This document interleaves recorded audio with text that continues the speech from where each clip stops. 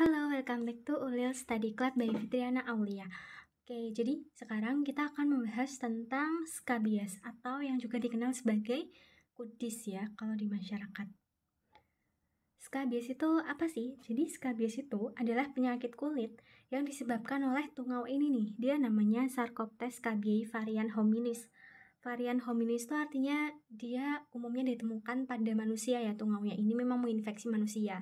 Tapi ternyata ada juga tungau skabies pada hewan namanya Sarcoptes scabiei varian animalis yang juga bisa menginfeksi manusia. Biasanya tungau skabiesnya itu berasal dari hewan-hewan peliharaan seperti anjing atau kucing yang jarang dimandiin tapi berinteraksi dengan pemiliknya.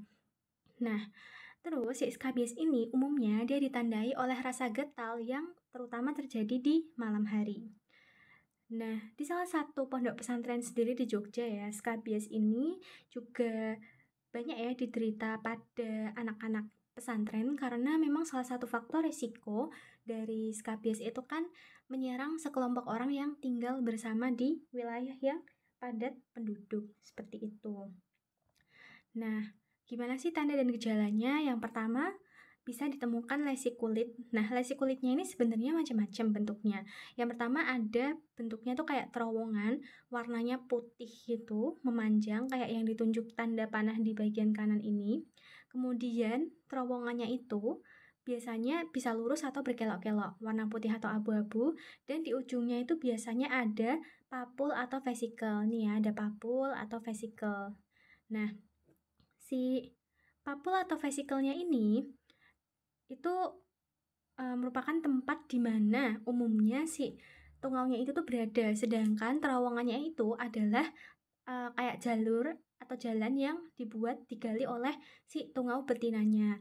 Nah, fungsi terowongannya itu untuk meletakkan telur-telur dari si betina sekaligus sebagai tempat perkawinan antara jantan dan betina. Nah, yang unik adalah si tungau jantan ini biasanya akan langsung mati setelah mengawini si betina. Sedangkan si betina ini masih bisa bertahan sekitar 1 bulanan. Tapi ada juga beberapa tungau jantan yang masih bisa hidup setelah membuahi selama beberapa hari dan umumnya mereka akan tinggal di terowongan itu juga. Nah, kemudian kalau misalkan terjadi infeksi sekunder oleh bakteri, bisa Streptococcus pyogen atau Staphylococcus aureus yang umum mendiami kulit manusia, itu bakal muncul pustul atau nodul yang warnanya kuning ini.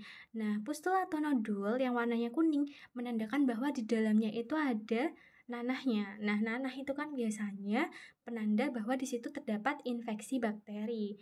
Jadi, skabies ini kalau tidak ditreat dengan baik, dia juga bisa menyebabkan munculnya infeksi sekunder dalam bentuk papul yang berisi nanah. Nah, daerah predileksi atau daerah tempat tersering di mana si skabies ini muncul itu biasanya di lipatan kulit yang tipis seperti di sela jari tangan, pergelangan tangan bagian volar, kemudian siku bagian luar, lipat ketiak, areola mamae, umbilikus, bokong, genitalia eksterna, dan juga perut bagian bawah. Nah, gatalnya itu terutama dirasakan pada malam hari atau disebut dengan pruritus nocturnal karena pada saat malam hari ini tungaunya itu aktif untuk kawin. Lalu terdapat juga riwayat sakit serupa dalam satu rumah atau dalam satu kontak gitu. Jadi yang biasanya tinggal bersama di lingkungan yang sama, misalnya dalam satu keluarga atau dalam satu lingkungan asrama, dalam satu lingkungan pondok pesantren, satu penjara atau satu panti asuhan itu bisa menyebabkan timbulnya wabah skabies ini. Nah, gimana sih patofisiologi dari skabies ini?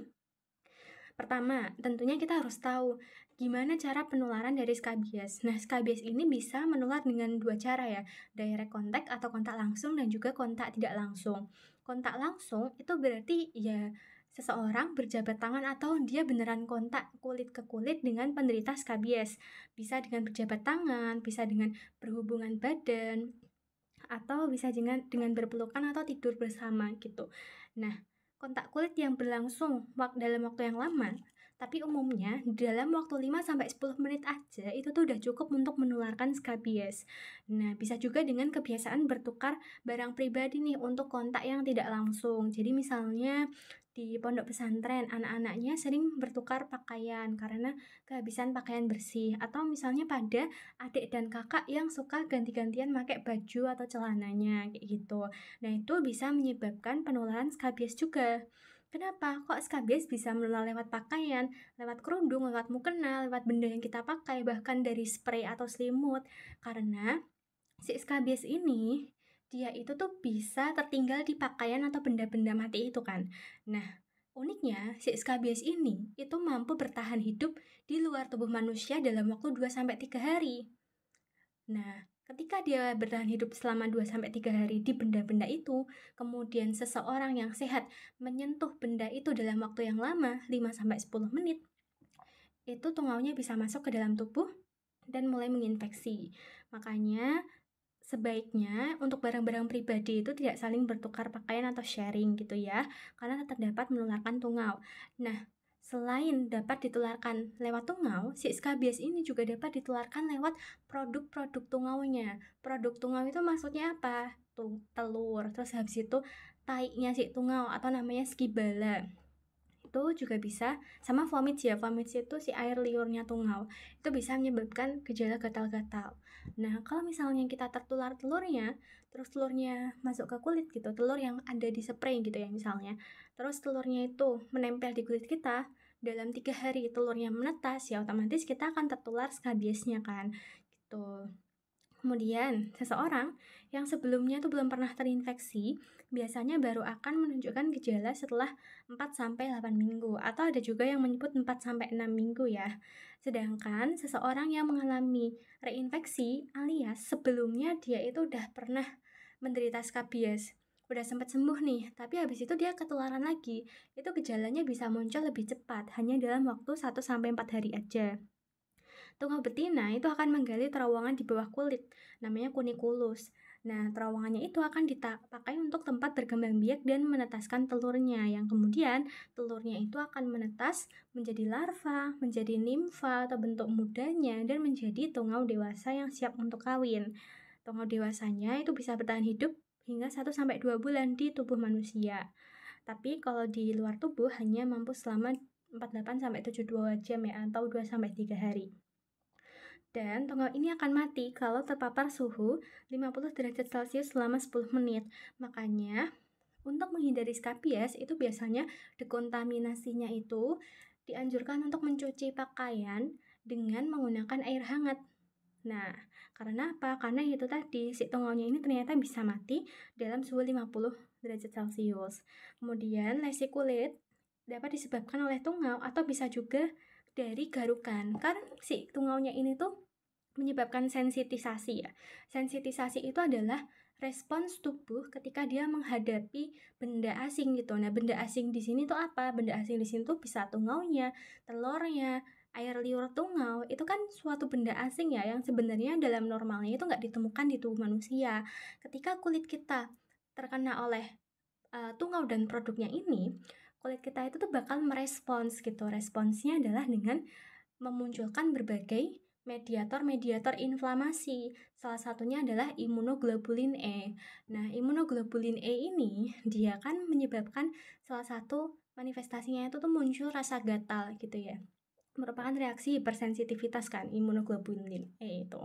Nah, IgE muncul menimbulkan rasa gatal, akhirnya kita cenderung untuk menggaruk lesi kulit tempat skabies itu berada.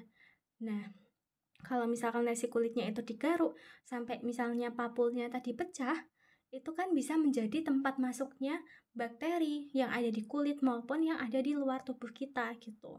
Makanya bisa terjadi infeksi sekunder.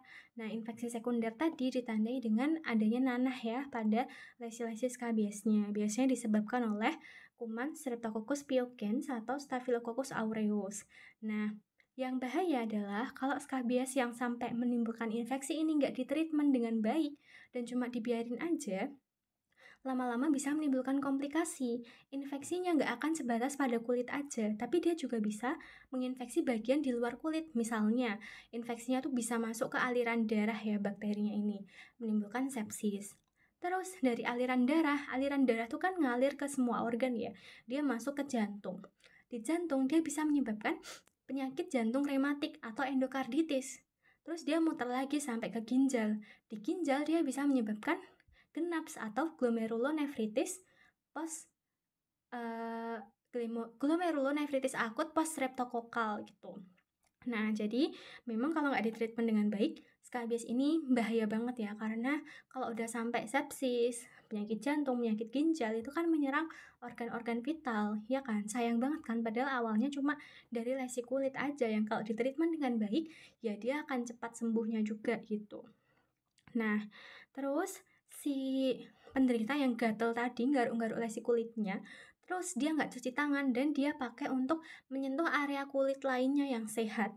Itu juga bisa menularkan skabies ke area kulit yang sehat gitu. Misalnya habis garuk-garuk bagian lesinya di perut gitu ya. Terus dia menyentuh area tangannya gitu. Tangannya dilalahi gatal. Nah, itu bisa menyebabkan si kuman, si tungaunya ini tuh pindah yang tadinya di perut, tersembunyi di bawah jari kukunya dia, terus masuk ke tangan gitu. Terus gatalnya ini disebabkan oleh sensitisasi terhadap sekret dan ekskret dari tungau tadi ya.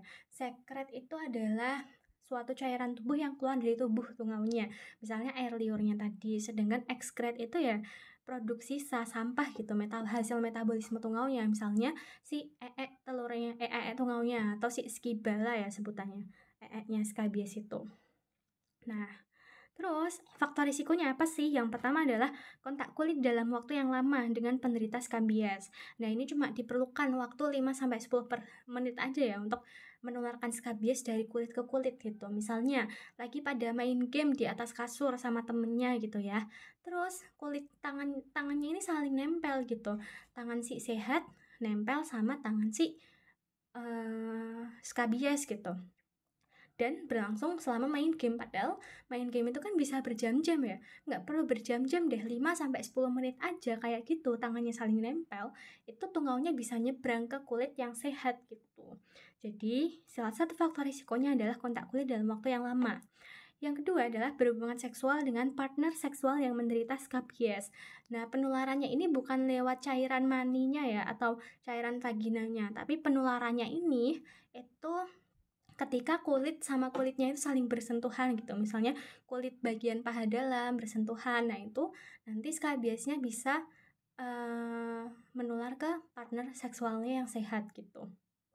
Kemudian, kontak kulit dalam waktu yang singkat seperti berjabat tangan atau berpelukan itu nggak menularkan skabies ya, asalkan dia tidak dilakukan lebih dari 5 menit. Jadi kalau cuma salaman aja sekilas itu nggak menularkan skabies juga ya, karena butuh waktu sekitar 5-10 menit tadi. Terus saling sharing perlengkapan pribadi kayak spray, pakaian, handuk, itu juga bisa menularkan skabies. Loh, kenapa kok bisa menularkan skabies? Kan udah dicuci juga sharingnya, kan nggak pakai baju bekas pakai, udah dicuci gitu. Nah, ingat tadi, si tungau skabies ini itu kan mampu bertahan 2-3 hari di luar tubuh manusia, ya kan, di pakaian, spray, dan lain sebagainya ini. Dan dianjurkan dia itu dicucinya itu pakai air panas kan, 50 derajat Celcius minimal suhunya, karena tungaunya baru akan mati di suhu itu. Sedangkan kita pikir lagi, apakah setiap kali kita mencuci itu kita memakai air panas? Kan enggak. Umumnya kita mencuci itu mesti pakai air dari keran, air dingin gitu kan. Jadi bisa aja ada tungau yang belum mati di pakaian itu gitu. Terus habis itu kita pakai atau dipakai sama orang yang sehat, ya tetap aja itu nggak akan membunuh tungaunya, dan itu bisa menjadi salah satu sumber penularan gitu. Apalagi kalau nyucinya tanpa pakai deterjen, nah itu juga bisa memicu penularan gitu kan. Oke, terus skabies ini nggak ditularkan melalui kolam renang ya, kecuali jenis crusted skabies. Jadi ada jenis skabies di mana lesi kulitnya itu tuh sampai menimbulkan krusta gitu. Tahu krusta kan ya, kropeng gitu. Jadi kayak kulitnya bersisik, keras, terus warnanya kuning gitu. Kadang ada nanahnya, itu namanya krusta. Nah, kalau skabies yang normal itu umumnya paling dalam satu tubuh manusia dia cuma terkandung 10-15 tungau ya, menurut WHO. Nah, tapi pada skabies berkrusta ini, itu satu orang manusia itu tuh bisa terinfeksi oleh ribuan skabies gitu. Jadi ya bayangin aja ribuan skabies ada di dalam kolam renang, kayak satu atau duanya pasti bisa juga survive di air kolam renang yang dingin itu kan, karena jumlahnya ada ribuan gitu. Nah, terus bisa juga menulari orang sehat yang ada di dekat penderitanya yang lagi renang itu gitu. Nah, terus ini dibilang ya hewan ini tidak menularkan skabies ke manusia karena jenis tungaunya berbeda. Nah, ini ada dua sumber ya sebenarnya. Di beberapa sumber kayak WHO gitu disebutkan bahwa tungau yang ada di hewan kayak si skabies varian animalis itu tuh nggak bisa menularkan skabies ke manusia karena ya jenis tungaunya beda gitu, menginfeksi organisme yang berbeda.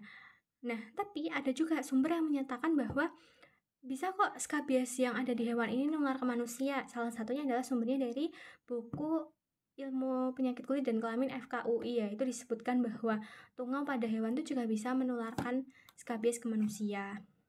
Nah, mungkin bisa lebih lanjut ya, yang kalau misalkan tertarik untuk mengupas lebih lanjut tentang hal ini gitu. Nah, tapi apakah tungau yang ada di manusia bisa menularkan kepada yang di hewan? Nah, itu masih kurang tahu juga ya, nanti bisa dicari lagi. Nah, tapi sementara ada dua pendapat itu gitu. Terus habis itu diagnosis dan pemeriksaan penunjangnya. Pemeriksaan dengan mikroskop itu bisa menunjukkan adanya tungau. Jadi untuk pemeriksaan dengan mikroskop ini itu kita ambil swab atau kerokan dari kulit. Caranya gimana? Pertama kita deteksi dulu terowongan pada kulit si kunikulusnya tadi. Biasanya kan di kunikulusnya itu kan ujung-ujungnya ada papul, ada vesikelnya kan tadi. Nah, di bagian papul sama vesikel itu kita kayak kayak congkel pakai jarum kecil untuk mengambil sesuatu di situ. Habis itu, congkelannya itu kita taruh di atas objek glass. Kita fiksasi pakai larutan fiksator, habis itu objek glassnya kita tutup pakai tutup kacanya objek glass. Habis itu dilihat di bawah mikroskop untuk melihat apakah di situ ada tungaunya yang bentuknya perutnya cembung tadi, kakinya jumlahnya 8, terus dia nggak punya mata gitu kan yang di awal tadi. Atau ada produk dari tungaunya nggak di situ, misalnya ada skibalanya atau tainya si tungau, atau ada nggak di situ telur si tungau gitu. Nah, kalau kita menemukan tungau atau produknya gitu ya, entah itu tungau dewasa, entah itu telurnya, entah itu tainya, itu sudah bisa dipastikan bahwa seseorang ini terinfeksi oleh skabies gitu. Jadi nggak harus tungau dewasanya ya, nemu telurnya aja udah bisa didiagnosis skabies, nemu tainya aja juga udah bisa didiagnosis sebagai skabies kayak gitu. Kemudian pemeriksaan yang kedua adalah burrowing test. Jadi burrowing test ini dia kayak di di bagian terowongan yang kita duga itu tuh sebagai terowongan kunikulusnya skabies atau di bagian ujung papul. Kan kadang mungkin nggak kelihatan ya apakah itu tuh membentuk terowongan kulit atau enggak gitu. Nah, itu kita bisa kasih tinta di situ untuk memvisualisasi si terowongannya kayak yang ada di gambar ini. Nah, terus ya dari situ kita bisa lihat gitu, benar kan ada terowongan yang digali sama tungaunya. Terus ada uji tetrasiklin ya. Uji tetrasiklin ini dengan menggunakan antibiotik tetrasiklin dan juga ada dermoskopi, yaitu ya si dermolognya itu melihat langsung ke arah lesinya dengan menggunakan alat namanya dermoskopi ini untuk melihat ada nggak tungau hidup di situ, ada nggak telurnya, ada nggak ee-nya kayak gitu ya. Terus tata laksana medikamentosanya ini pakai apa aja? Nah, obat skabies ini dia disebut skabiside ya, dan cuma bisa diperoleh dengan resep dokter, kecuali ada sih si permetrin 5% skabimide merek dagangnya itu bisa diperoleh tanpa resep dokter di apotek, itu masih bisa ya, tapi kalau untuk obat lainnya itu tuh nggak bisa gitu. Nah, bentuk sediaannya itu tergantung jenis obatnya ya, karena obat anti skabies itu kan nggak cuma satu gitu kan, ada yang dia bentuknya krim, ada yang bentuknya lotion, ada juga yang bentuknya salep. Pengaplikasiannya untuk anak yang lebih tua dan dewasa itu dilakukan di seluruh tubuh, mulai dari leher hingga ujung kaki. Pengaplikasian untuk bayi dan anak yang lebih kecil dilakukan di seluruh tubuh termasuk kepala dan juga leher gitu. Terus setelah aplikasi, obatnya ini dibiarkan sementara waktu, baru setelah itu bisa dibilas dengan cara mandi. Setelah aplikasi obat, kenakan pakaian yang bersih. Terus orang yang mengalami kontak kulit ke kulit dalam waktu yang lama dengan penderita skabies, partner seksual mereka, dan orang yang gemar memakai barang penderita skabies juga harus ditreatment dengan skabicide. Kenapa? Padahal bisa aja kan nggak menunjukkan gejala kalau terinfeksi skabies. Jadi gini, seseorang yang tinggal bersama sama orang skabies, jelas ada kontak di situ dalam waktu yang lama. Walaupun dia tidak menunjukkan gejala, belum tentu dia nggak terinfeksi skabies. Karena ada yang namanya hiposensitisasi. Jadi pada orang-orang yang mengalami gejala hiposensitisasi ini, di mana dia itu nggak menunjukkan gejala terinfeksi skabies, tapi sebenarnya dia itu menderita skabies, itu bisa berperan jadi karier gitu atau pembawa. Nah, orang-orang ini yang mengalami hiposensitisasi ini, yang nggak menunjukkan gejala ini, itu bisa membawa tungaunya ke orang lain yang sehat gitu. Orang lain yang nggak tahu kalau dia tuh juga terinfeksi oleh skabies dan masih bisa menularkan ke orang lain juga gitu. Makanya pengobatan skabies itu harus dilakukan secara serentak gitu. Treatment ulang bisa dilakukan jika dalam 2-4 minggu gatal masih terasa atau muncul terowongan baru di bawah kulit. Treatment dikatakan efektif jika dalam waktu 24-48 jam tidak muncul terowongan baru atau lesi kulit yang baru. Nah, treatmentnya ini tuh bisa pakai apa aja sih? Yang pertama adalah si sulfur precipitatum gitu. Nah, kadar sulfur precipitatum ini beda-beda ya di beberapa sumber gitu. Kalau di WHO itu tuh dia 5-10% sulfur precipitatum. Tapi kalau di buku Ilmu Penyakit Kulit dan Kelamin FKUI, dia itu kadarnya 4-20%. Sediaannya dalam bentuk krim atau salep. Digunakannya harus 3 kali berturut-turut karena si sulfur precipitatum ini nggak efektif untuk stadium telur. Artinya apa? Artinya obat ini bisa memberantas tungau dewasa dan tungau muda, tapi dia nggak bisa mematikan telurnya. Jadi, walaupun kita udah pakai, tungaunya udah mati, tapi telurnya tuh nggak mati. Dalam waktu 3 hari ketika telur itu menetas, ya udah sama aja gitu, masih tetap bisa menularkan skabies kan. Gitu, makanya harus diberantas 3 kali berturut-turut. Tujuannya apa? Tujuannya supaya ketika misalnya nih hari pertama kita aplikasiin si krim atau salep sulfur ini, tungau dewasa sama tungau mudanya mati gitu. Hari kedua udah ada telur yang menetas nih. Nah, kalau kita nggak aplikasiin lagi, ya sama aja telur yang menetas itu jadi tungau sampai dewasa, bisa menginfeksi si manusianya lagi kan. Makanya tujuannya diaplikasikan beberapa kali itu untuk memastikan bahwa tungau baru yang baru aja menetas dari telur itu mati oleh si salepnya ini gitu. Makanya harus diaplikasikan 3 kali berturut-turut gitu.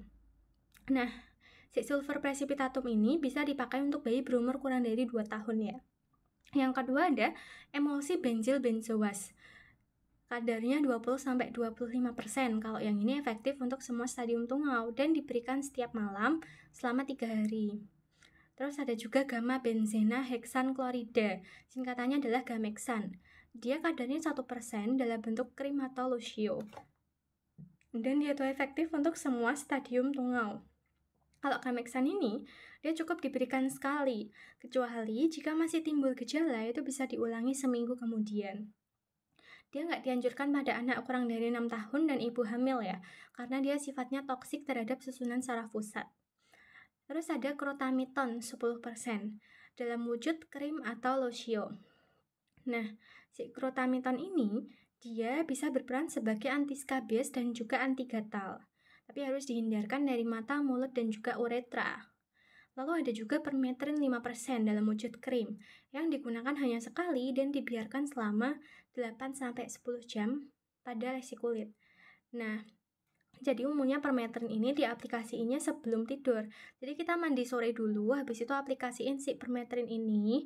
Terus kita tidur nih 8-10 jam kan. Keesokan paginya kita bangun, kita mandi untuk membilas si salepnya itu. Nah, Pengobatannya ini bisa diulang setelah seminggu, dan dia tidak dianjurkan pada bayi kurang dari 2 bulan ya. Terus, untuk preventifnya gimana? Yang pertama ya tentunya tingkatkan higienitas diri dan lingkungan. Rajin mandi, terus nggak saling bertukar pakaian atau barang pribadi, terus ganti spraynya, dicuci gitu ya, dijemur kasurnya. Dekontaminasi pakaian dan alas tidur dengan mencucinya pada suhu 60 Celcius. Ada juga yang bilang 50 Celcius ya kalau di WHO. Terus simpan benda yang terkontaminasi dalam kantong plastik minimal 3 hari. Barang yang terbuat dari busa atau bulu perlu divakum lalu dijemur di bawah sinar matahari. Tidak saling meminjam pakaian, handuk, dan perlengkapan pribadi lainnya, serta hindari kontak kulit dalam waktu yang lama dengan penderita skabiesnya. Gimana sih prognosisnya? Prognosisnya ini sangat baik ya sebenarnya jika dilakukan tata laksana dengan tepat, apalagi sejak awal terdiagnosis. Tapi gejalanya juga bisa bertahan beberapa minggu setelah pengobatan akibat reaksi hipersensitif terhadap antigen tungau.